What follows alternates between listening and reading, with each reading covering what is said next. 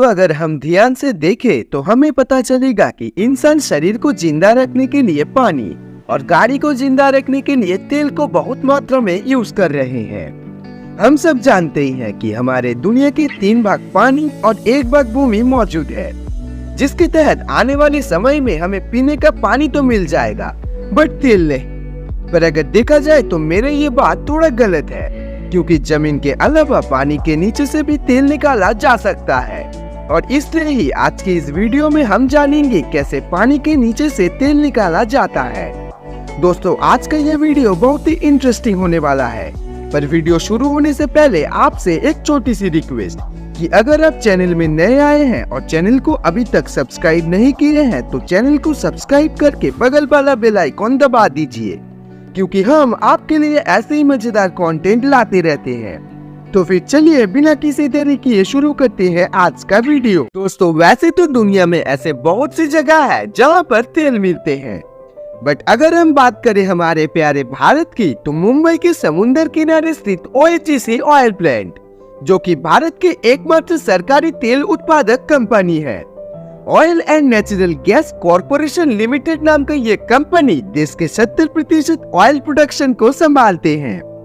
दोस्तों आपको बताते ये वही प्लांट है जो पिछले साल अरेबियन सी में आए खतरनाक तूफान को झेला था। एक रिपोर्ट के मुताबिक 200 किलोमीटर रफ्तार से चलने वाला वो तूफान समुद्र में 30 से 35 मीटर ऊंची लहरें पैदा करने में भी सक्षम थे। आपको बताते जब ये तूफान प्लांट से टकराया था तब वहाँ पर 800 लोग काम कर रहे थे। उस तूफान में फंसे 800 वर्कर्स की जान बचाने के लिए इंडियन नेवी 8 घंटे की ऑपरेशन को अंजाम देकर सिर्फ 711 लोगों की जान बचाने में सक्षम रहे और बचे 89 लोगों में से 52 लोगों की लाशें पानी में मिलने के बावजूद बाकी लोग आज भी लापता है। तो सोचिए सिंपल सा दिखने वाला ये काम कितना खतरनाक हो सकते हैं। दोस्तों ये सब तो था वहाँ पर काम करने वाले लोगों की स्ट्रगल की बात।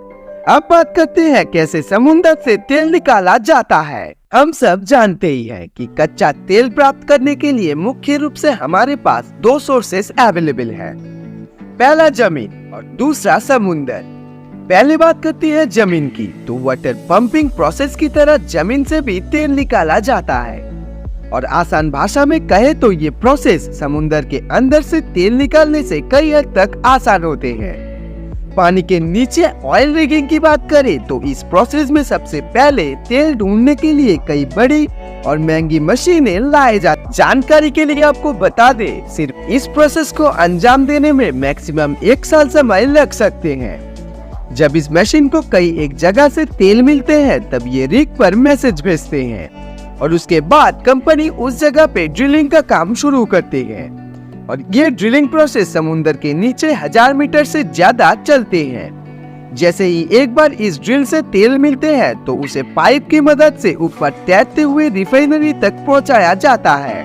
आपको बता दे जमीन पर भी ड्रिलिंग का काम कुछ इसी प्रकार से ही होते हैं, पर ये प्रोसेस जब पानी के नीचे होती है तब ड्रिलिंग का गहराई थोड़ी और ज्यादा होते हैं।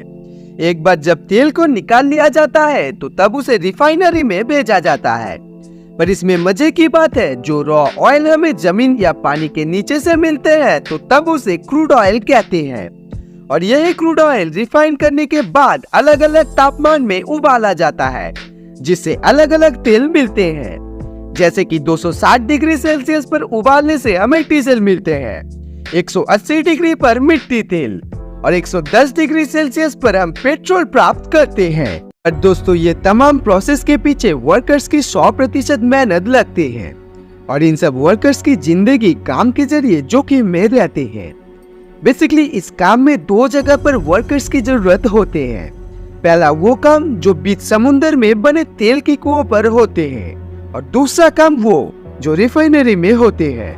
जो वर्कर्स बीच समुद्र में काम करते हैं उन्हें ऑफशोर वर्कर्स और जो जमीन में काम करते हैं यानी रिफाइनरी में उन्हें ऑनशोर वर्कर्स कहते हैं। और इसमें कौन कहाँ काम करेगा ये कंपनी ही डिसाइड करते हैं। ऑनशोर वर्कर्स का काम ज्यादातर ऑफिस में ही होते हैं और दूसरी तरफ ऑफशोर वर्कर्स का काम तेल को ड्रिल करने से लेकर प्रोसेस करने तक का होता है। देखा जाए तो ऑफशोर वर्कर्स का काम बहुत जोखिम भरे होते हैं, और ये बात कंपनी भी जानते हैं। इसलिए ऑफशोर वर्कर्स का काम ऑन ऑफ ड्यूटी में होते हैं। इसका मतलब होते है कि महीने के आधा काम और आधा आराम, यानी सब ऑफशोर वर्कर्स को 15 दिन काम करने के बाद 15 दिन छुट्टी मिलते हैं। और इन सब वर्कर्स को अपने वर्किंग डेज के 15 दिन पूरे रिस्क में ही रह के समुद्र के बीचों बीच काम करना पड़ता है। मतलब पहले दिन आदमी को समुद्र में पहुंचा दिया जाता है और उनका वापसी होती है ठीक 15 दिन बाद। बीच समुद्र में रहने के लिए कंपनी ने एक बड़े से जहाज को हॉस्टल की तरह बनाए हैं, जिसमें रहने के लिए बंक बेड्स लगे होते हैं। और इस जहाज में एंटरटेनमेंट के लिए टीवी से लेकर इंडोर गेम्स सब कुछ मौजूद है।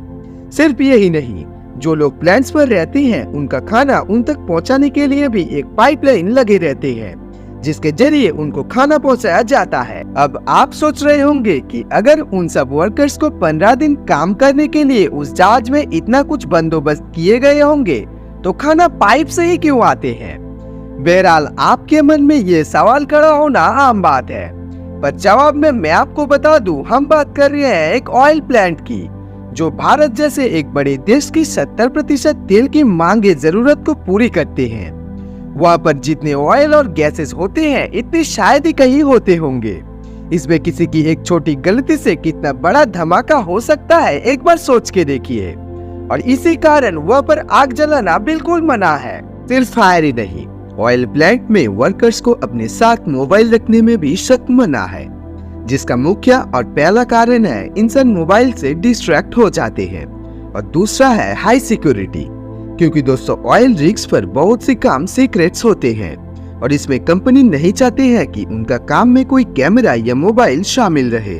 पर मोबाइल और कैमरा को छोड़कर बात करें और डिवाइसेस की, तो दोस्तों वहाँ पर जरूरतों के लिए कंप्यूटर और लैपटॉप मौजूद है, जिसमें सिर्फ कंपनी के ऑफिशियल काम कंपनी के अध्यक्ष द्वारा किए जाते हैं। वहाँ पर इंटरनेट तो होते हैं, पर ये इंटरनेट वही है जिसमें सिर्फ कुछ काम की वेबसाइट से खुलते हैं। कुल मिला के बताया जाए तो वहाँ की सिक्योरिटी बहुत ही हाई है। वहाँ पर काम करने वाले वर्कर्स को काम से पहले एडवांस ट्रेनिंग दी जाती है, मुख्य रूप से जिसमें उन्हें पानी में सरवाइव करने की ट्रेनिंग मिलते हैं।